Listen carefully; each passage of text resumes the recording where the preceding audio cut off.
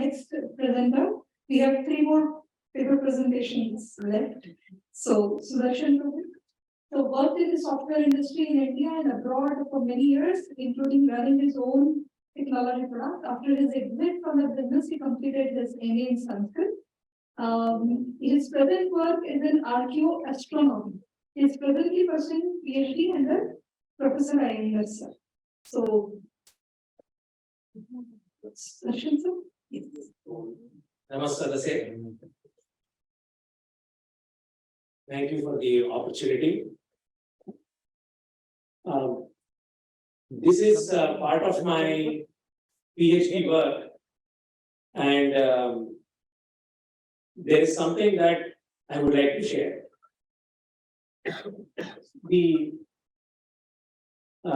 When we look at records of comet observations, the comets come and go. Nowadays they are very rare, but they do come. We do see comets in our lifetime. But are there records of this in the historical period? Incidentally, there are not many records. And however, we do come across records of a series of 26 comets from a very ancient period, which we can call as the Vedanga period. And this information comes to us from a few sources. One, Brihat Samhita has fragmentary information of these 26 comets. The Utpala, the Brihat Samhita's commentator, quotes ancient records of these 26 comets. Then there is a 12th century Adbhut Sagara by Valladasena, and we also have surviving manuscripts of Vriddha Garga, which also have the records of these 26 comets. Now, the word that is used for comets in these texts is Ketu, and we know today Indian languages use the word dhūmaketu for comets. And incidentally, dhūmaketu is seen in Sanskrit literature as recent as in Gita Govinda. So these texts also carry, also mention comet names of comets as Vashta, Trishira, Vibhavasu, Ka, Vishwarupa, Taskara. And incidentally, these names are common with Vedic deities also. That gives us that makes us curious. Are comets there in Vedas? Now, do we have the word Ketu? Yes, there are a lot of instances of the word Ketu, for example, in the Ṛgveda. And then there is 7 instances of the word dhūmaketu across the mantras. And however, in our tradition, the traditional understanding attributed to these words is that it is Agni. For example, in Sāyaṇa Bhāshyā, and Sāyaṇa specifically states that he takes the adhiyajña view, which is the yajñika view in interpreting these words. Further, there was an investigation by Professor Iyengar.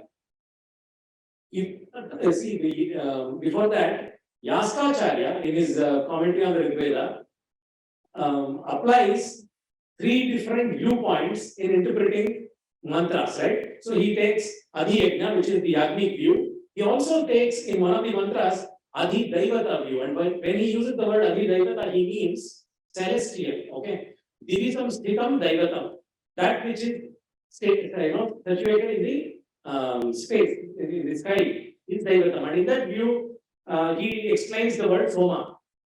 This particular investigation attempts to apply that methodology to understand the 7 instances of the word dhūmaketu and maruts. There are a lot of suktas in Ṛgveda which deal with marut, for which maruts are deities. And nowadays it is commonly taken as storm gods. But it looks like it is not so. Here is an example. There is a Sukta 1.27 in the Ṛgveda. There are a few phrases that I have taken from there. Ashvanatva varavantam vandadhya agnim namobhihi. Similarly, Sano Mahan Animano Dhūmaketu Purushchandra. And then Vishpatir Daivyaha, he is in the sky. And then Utthair Agnir Bruhadbhanu is wide, he has a wide motion. And these meanings are actually coming to us from tradition. And there is a Ashvanatva Varavantam is a tailed horse, and it says Daivya, he is in the sky. The picture that we get from this, a tailed horse moving with a wide motion in the sky and changing colors and big and bright, and it also uses the word animano, cannot be measured, and all these things, and more mantras are investigated in this particular work, and ultimately concludes that with the adhidaivata interpretation, understanding that the word dhūmaketu refers to transient celestial objects, probably comets, and in some cases even meteors. With that, I would like to share what I have come here for. There are two suktas called Aśva Sūktas in the Ṛgveda. Here today, I will show you about one sukta, which is in the first mandala, 163rd. Besides this, there are a lot of other suktas where the word Aśva is used, the word CAHC is used. Incidentally, CAHC means a person who has hair, and the word comet is from the Yavana Greek word kometon, which actually means a haired body, right? So there's that those imageries need to be investigated yet. Coming to this 1.163, which is part of the two sukta, which is referred to in the Aśvamedha Yaga. And here is an example from Aśva and Sāyaṇa Sutra, where this particular sukta is referred to for the Yaga, which is used in the middle of the Aśvamedha Yaga, etc. Now the Ṛgveda in the first mandala has 24 suktas, and this sukta happens to be in the middle of that. These 24 suktas are from the Rishi Dirghatamaha. He is a son of Uchatya. No, these suktas are very famous for being riddle-like and with multiple deep meanings. A lot of authors, modern and medieval, have worked on these suktas, and they're very popular with that. This belongs to that collection. Now, coming to what is there in the sukta, there are 13 mantras. Now, today we understand Aśvamedha Yaga as a horse sacrifice ritual conducted by Ritviks on the earth. That is how we understand it. And after this, after the horse is it is let out for a year, it comes back, and then it is sacrificed. It is cut. It is the vapa is put in the fire. The horse after that is supposed to fly to the devatas. That's how we understand it today. Sāyaṇa says the horse flies down to the ground. Why he says that? The mantra says patayantam patangam.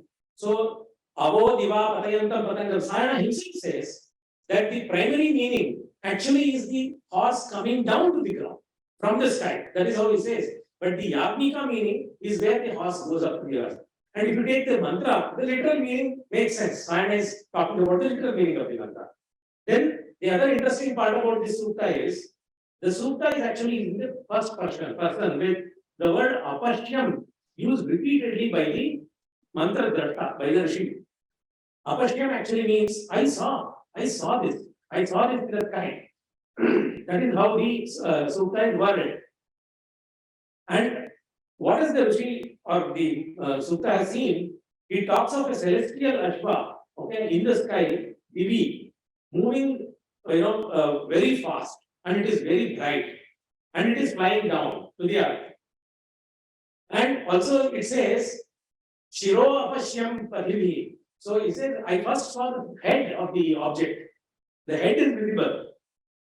And the other interesting thing is, it also gives a simile of this object, this Aśva, has wings of a falcon in the sky and the legs of a deer with hooves of metal. The bottom has some metal imagery, and it's very interesting to investigate why this would sound like this. There is one mantra in this sutta which talks of this Aśva in plural, Aśva. It refers to it indirectly. Where it says these Aśvas are flying in formation similar to swans, and we know today birds actually fly in a formation with one bird in the front and the others following it behind. So, in the adhidaivata perspective, if you place this in the sky, if you understand the sukta from being in the sky, looks like gods did a sacrifice of the horse in the sky, which a replica of which men are doing it on the earth. Now, further, I want to just zoom in to actual Sāyaṇa Bhashya, fragments of Sāyaṇa Bhashya in the mantra 6, Atma ante manasa jatam. So, in that, there is a phrase, Avo diva patayantam patangam, that I mentioned earlier. And Sāyaṇa says, Avaha avastat samadhyat bhumehe, bhumirarabhya diva antarikshena margena patangam adityam gachantam. He says this is the yajñika interpretation. Yadva, he says, this is the literal interpretation. This is diva antarikshena margena diviva patayantam gachantam patangam adityam avaha vyapnoshi. Vyapnoshi, because it's in the he's addressing the Aśva. So Sāyaṇa himself gives both these meanings. In mantra 7, there is a phrase, bhashya of this phrase I want to show you. It says, Atrate, here I behold, Rupam, your form, Uttamam apashyam. I see your form high above. Okay, Uttamam actually has both meanings. The literal meaning is high above. The idiomatic meaning is best. And Sāyaṇa takes the idiomatic meaning here. Ukta rupena utkrishtatamam rupam. Utkrishtam also means exalted, very high. And this in this mantra, when the Rishi is talking about apashyam, apashyam, I saw you high in the sky, he says, A pade goho. A is asamanta, pade goho, at the cow's foot. And Sāyaṇa, because he takes the yajña meaning, he says, probably, what he says is, Gauhu, he says, Bhume, and Pade, he says, Sthane, in the earth, or Deva Sthane, in a temple, or Deva Yajanas Pradeshe, where the actual Ashwamedha is being conducted. And interestingly, adhidavata Sthane, in the horse race, maybe it's in the horse play, because horse is running very fast. So that the adhidavata Sthane. So that is the yajñika meaning. Contrast that with the literal meaning, apade goho, at the cow's foot. And when I am looking at the sky, what could be the cow's foot? In the Vedic, Bhadrapada in Vedas is actually Proshtapada. It's actually the cow's foot. So one possibility is this could be this particular object that we are now seeing it as a celestial object could have been seen at the Proshtapada nakshatra. And another mantra, Tava Shringani, your horns, uses the word horns in the Shringani means more than 3, right? A lot of many horns is what it means. Tava Shringani, Vishtita Purutranyeshu Jadhurana Charati, where Sāyaṇa says, very picturesque, he said, Shringani is nothing but Shiraso Nirukataha Shringasthaniyaha Keshaha. It can't be horns. How can horses have horns? So Sāyaṇa says, it could be the mane of the horse, flying. So, Shringasthaniya Keshaha Athava Atra Aśvasya Shringabhava Tadvat Unnatani Tejamsi Parigrantyante. Sāyaṇa himself says it could probably be the rays, the radiance coming out of the horse. Now, again, this makes a very picturesque equivalence, literal equivalence for something in this case. So, literally, in the adhiyajña, while this concerns humans replicating a celestial yajña on the ground, then in the celestially, horses is flying down from the sky and it's high above in the sky in the Proshtapada constellation. And the words Vishtita Purutrani Yeshu Jadhurana Charati. So the Jadhurana is a word that is often seen in the Ṛgveda when it's describing Maruts. And we have said earlier, Maruts are meteors. And Jadhurana are basically the flickering light emanating out of this. So even that equivalence is seen here. In conclusion, even though the tradition does not provide adhidaivata paksha for the Aśva Sūkta, it can still be interpreted as a phenomenon in the sky, as the adhidaivatam. And the celestial phenomenon, which refers to a birth of a horse in the sky that was sacrificed by the Devas, and these descriptions match a moving celestial object, which could be a comet that came down. See, comets come down. When it gets attracted to the gravitational pull of the earth, it will fragment. When it fragments, it will come down. They are meteors. Meteors, if it is metallic or stony, they will even reach the earth. And So therefore, in conclusion, adhidaivata interpretation is possible for Ashwamedha Yaga. So it's not just the view of the Yaga that we know today, where something is conducted on the ground for appearing some kamya. It is something that happened in the sky, a cometary impact or a cometary fragmentation, and then a meteor fall could be that has been that the devas which conducted that yaga is being replicated on the earth as the Ashwamedha Yaga. So this needs to be further. Maybe Raja has a particular context and interpretation when it's conducted on the earth. Yes, Somebody establishing yes, this Chakravarti. yes, that is correct. So, And then you do it, so and it is for a duration of 1 year. So there is a samvatsara. Is it to measure the samvatsara or is samvatsara measured in order to conduct the yaga is a subject of investigation. But it is done on a Falguna Masa, ends again back on a Falguna Masa. In Chaitra, it goes for the Atanam, all that is there. All that comes in the Sukta or no? All the So that no, the Sukta is very, so there are two Suktas. Aśva Sūkta that is employed for the Ashwamedha Yaga. But this is only in the Ṛgveda, which we are primarily looking at it because it's considered the older part. The Yajurveda has lot of detail of this, and the Brahmanas, and of course the Shloka Sutta. So there is a lot of detail. So the of actual Yaga implementation is all there. And this also incidentally matches some of the understanding of Itihasa and Purana. So there's a different topic which describe from the Devatas involved in the Ashwamedha Yaga, the Aśva, who is Aśva, how he has come from Varuna, and how Yama has come, and why therefore, what is the equivalence of the understanding here. So there is a lot more match. Ashwamedham Gavalambam, it is Nishedam in Kali Yuga, so then the astronomical interpretation in that sense perhaps becomes difficult. And it's also very gory. So I don't know if the Nisheda is because of that. In Kali Yuga, Mamsa Bhakshanam Nishedam. So a lot of that could be there. I don't know. Ashwamedham Gavalambam, Sanyasam Palapaitrukam, Hello. Yes. So here I say, Amsaya Shrenisho Yatanaha.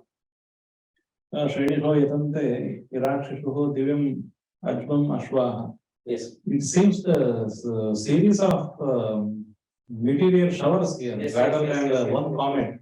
That is correct. So very good observation. If you see the mantra,